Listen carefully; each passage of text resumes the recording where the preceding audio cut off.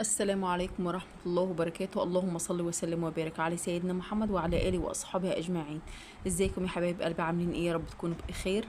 يلا بينا ناخد جولة كده في الشقة بتاعتي. يعتبر شقة كبيرة مش صغيرة لحد ما.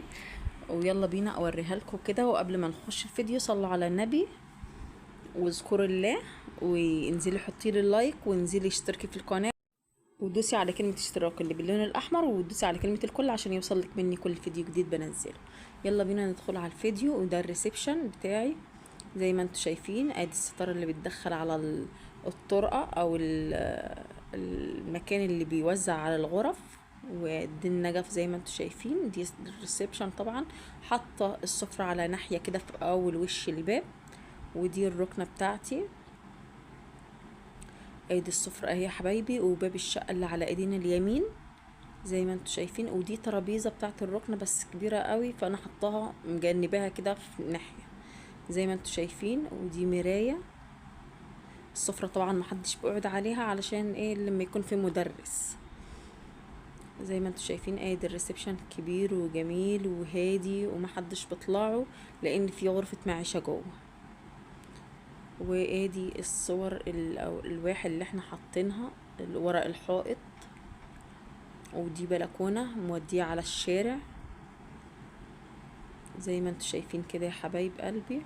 ادي الريسبشن من بعيد خالص. الباب الشقة على ايدينا اليمين اهو.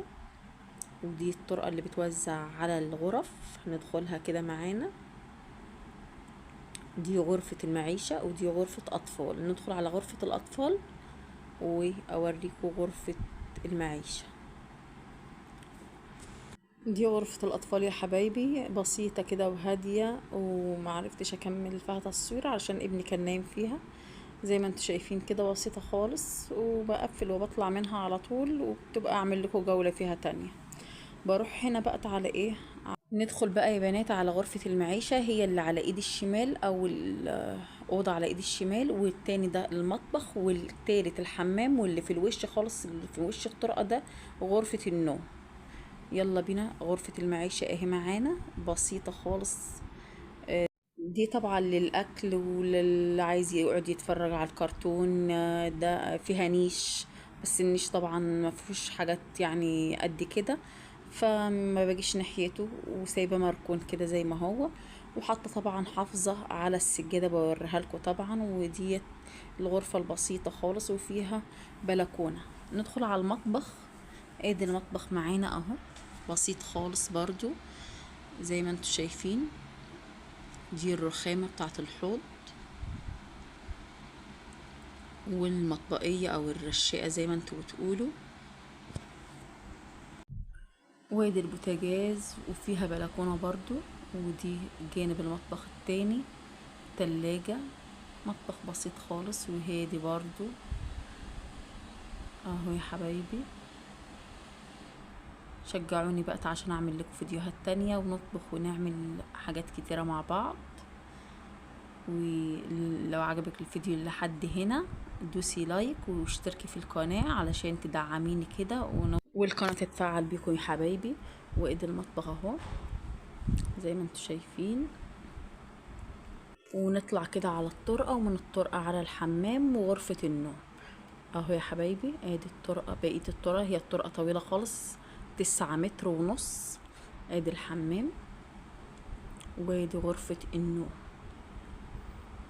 نفتح كده ونسمي ونقول بسم الله ما شاء الله، الله اكبر، لا حول ولا قوة الا بالله.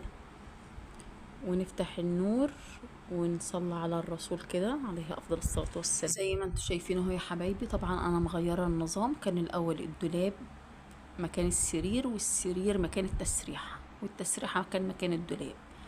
اهي يا حبايبي هي الأوضة. الغرفة كبيرة جدا، أكبر غرفة من الغرف.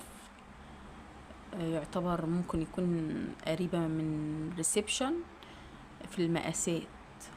أكبر غرفة أهو يا حبايبي. وادي السجاد، إن شاء الله ربنا يكرمنا كده وتبقى نغيره. وادي الفريزر حطاه في ظهر الباب على طول. تحت الشاشة على طول، يعني ده انسب مكان ليه، يحمي الشاشة من الباب ان هو ما يفتحش عليها، وبرضو ان هو ده المكان بتاعه ما واخدش اي مساحة. زي ما انتوا شايفين اهو يا حبايبي. وادي ده باب البلكونة مودي على الشارع التاني، والشاشة اهي. وده برضو شباك فاتح برضو على البلكونة اهو.